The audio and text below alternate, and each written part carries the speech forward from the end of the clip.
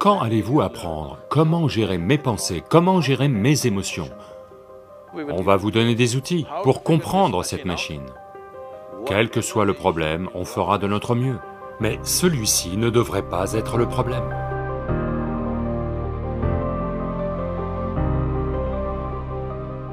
Dans la vie, il y a des périodes où nous sommes déprimés, nous nous sentons seuls. Tout le monde est contre nous et il n'y a personne pour nous guider ou pour parler. Donc, dans ces moments-là, comment gérer cela ou comment faire face à cela?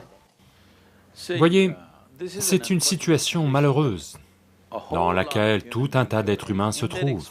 Dans leur expérience personnelle, la vie c'est moi contre l'univers. Être en compétition avec l'univers est une chose stupide. C'est une compétition dans laquelle vous ne devriez pas entrer. Allô? Moi contre l'univers, c'est entrer dans une mauvaise compétition. Vous êtes d'accord avec moi? Donc, c'est pourquoi le yoga. Yoga ne veut pas dire contorsionner votre corps. Le mot yoga signifie union. Là maintenant, c'est moi contre l'univers. Cela est juste votre état psychologique, ce n'est pas la réalité. Même lorsque vous vous sentez extrêmement seul, est-ce que vous respirez encore? Donc vous êtes en interaction avec le monde, n'est-ce pas? Oui, il n'y a qu'avec les gens autour de vous que vous n'arrivez pas à vous entendre. Mais l'air vous va bien, la nourriture vous va bien, si elle a bon goût. L'eau vous va bien, vous avez des interactions avec le monde, n'est-ce pas? Votre existence est constamment engagée avec l'univers, mais votre mental se positionne contre l'univers. Si vous créez un état psychologique dans lequel vous êtes contre ou en compétition avec l'univers ou le cosmos, de toute évidence, vous allez vous sentir écrasé pour de petites choses. De petites choses vont vous écraser. Quand je dis de petites choses, vous avez peut-être échoué à votre examen, vous avez peut-être été renvoyé de cette université, vous avez peut-être été licencié, peut-être que quelqu'un vous a largué, peut-être que quelque chose comme ça a eu lieu. Tout ça, ce sont de petites choses entre la vie et la mort, parce que vous êtes arrivé ici sans rien, n'est-ce pas? Quand vous mourrez, il n'y a pas de service de stockage pour vous. Vous mourrez sans rien. Malgré cela, la plupart des gens ont transformé leur maison en entrepôt. La plupart des gens portent un énorme bagage sur la tête, comme s'ils portaient l'univers tout entier sur leur tête. C'est leur propre état psychologique. C'est de vos pensées et émotions que vous parlez, pas vrai? Quand allez-vous comprendre comment gérer vos pensées et émotions? Pas celles de cette personne-ci, pas celles de cette personne-là, les vôtres. Quand allez-vous apprendre comment gérer mes pensées et mes émotions? À la fin de votre vie? Le seul problème avec la vie, vraiment, c'est juste ça. La plupart des êtres humains se sont pris trop au sérieux. Ils ne comprennent pas. Vous avez vu sur l'écran d'ordinateur ces pop-up? Vous êtes un pop-up sur cette planète. Vous surgissez pendant 2 secondes et repartez.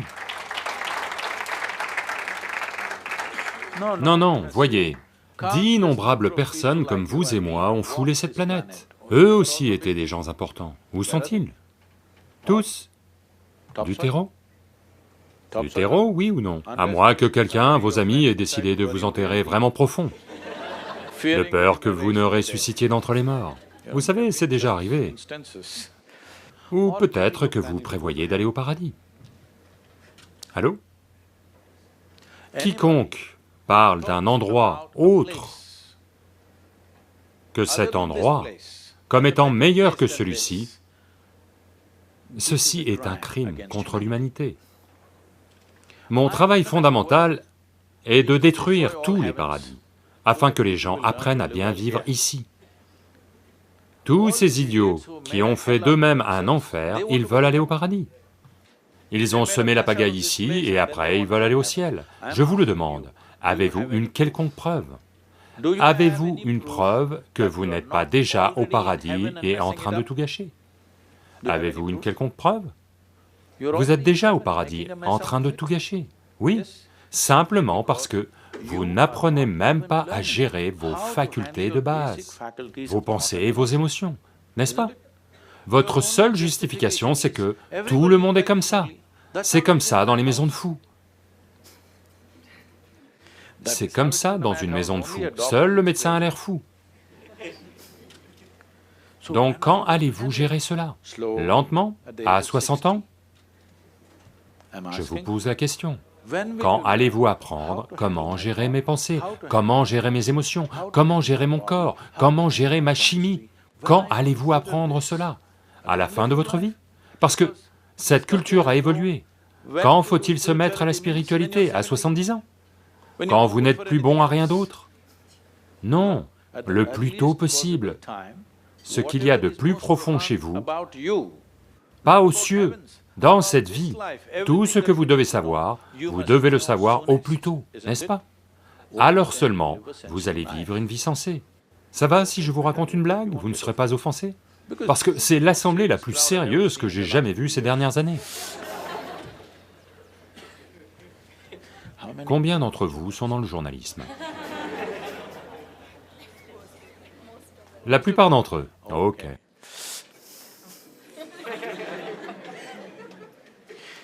Ceci est arrivé. Shankaran Pillai, quand il était à Paris, était marié à une Française. Un jour, c'est leur anniversaire, leur premier anniversaire. Donc elle invite un groupe d'amis et elle veut cuisiner quelque chose de vraiment frais, que tout soit frais. Donc toute la matinée, elle lui fait faire le tour des marchés. Ils achètent des légumes frais, de la viande fraîche, du poulet frais, ceci, cela, tout. Puis le soir, elle dit, parce que les Français ont ces, vous savez, des escargots en apéritif. Elle lui dit, va à la plage ramasser des escargots frais. Et je vais faire des amuse-bouches pour les amis qui viennent. Donc Shankaran Pillai va à la plage et il ramasse tous les escargots et les met dans un seau. Puis il tombe sur un vieil ami, un Indien. Le courant passe et ils se mettent à parler de l'ancien temps. Il oublie tout simplement qu'il est marié. Vous savez, quand vous rencontrez de vieux amis, ça arrive. Et tous les deux vont dans un bar, et boivent quelques verres, et ça lui sort complètement de la tête. Puis il réalise, les escargots sont en train de grimper hors du seau, et tac, un escargot tombe du seau. Il réalise, oh mon Dieu, je suis censé rapporter les escargots à ma femme française. Elle attend. Donc il dit, il faut que j'y aille, et il s'en va. À ce moment-là, il était déjà très tard. Il s'en va, il sait que ça ne va pas être agréable. Donc, il arrive près de la maison et répand tous les escargots au sol, jette le seau et va frapper à la porte. La furie française arrive. Il se retourne et dit, « Allez les gars, on y est presque, allez, d'une aire !»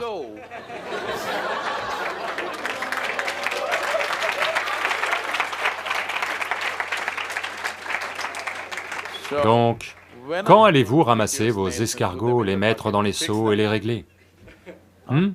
Vos problèmes, vous devez les régler, n'est-ce pas? Ce ne sont pas des problèmes, je veux que vous le compreniez, vous ne souffrez pas de votre vie. Vous ne souffrez que de deux facultés fantastiques, que seul, c'est un privilège en tant qu'être humain d'avoir ces deux facultés fantastiques. L'une est que nous avons une mémoire très vive. C'est grâce à cette mémoire que notre vie est si riche, plus que celle de toute autre créature, et nous avons une imagination fantastique. Maintenant, voilà ce dont vous souffrez. Ce qui a eu lieu il y a 10 ans, vous pouvez encore en souffrir. Pourquoi? Est-ce la vie ou la mémoire qui vous fait souffrir? Allô? La mémoire. Ce qui pourrait avoir lieu après-demain, vous en souffrez déjà. Est-ce la vie ou l'imagination qui vous fait souffrir? Deux facultés absolument fantastiques que vous avez, vous en souffrez. Donc qu'est-ce que vous demandez? Vous voulez redevenir un ver de terre? Un ver de terre est une créature très écologique, je n'ai rien contre. Mais il a fallu des millions d'années d'évolution pour vous obtenir un cerveau de cette taille. Et maintenant, vous en souffrez. Si on vous enlève la moitié de votre cerveau, bien sûr vous serez assis ici sans aucune anxiété, sans aucune souffrance, en paix. Ce qu'il faut, c'est vous retirer votre cerveau, parce que vous souffrez de votre propre intelligence, oui ou non? Parce que on vous a donné une machine très complexe, vous n'avez même pas pris la peine de lire le mode d'emploi, vous voulez juste faire n'importe quoi. Non, les jeunes, il est temps que vous compreniez certaines choses sur vous-même.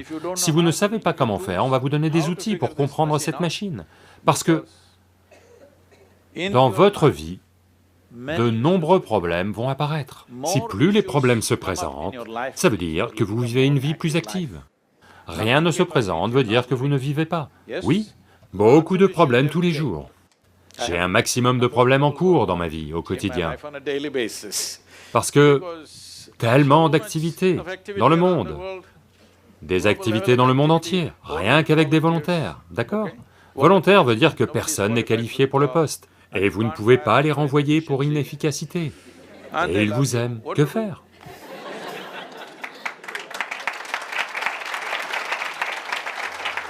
Donc cette chose-là, vous devez la régler, c'est-à-dire que dans votre vie, vous n'êtes pas le problème.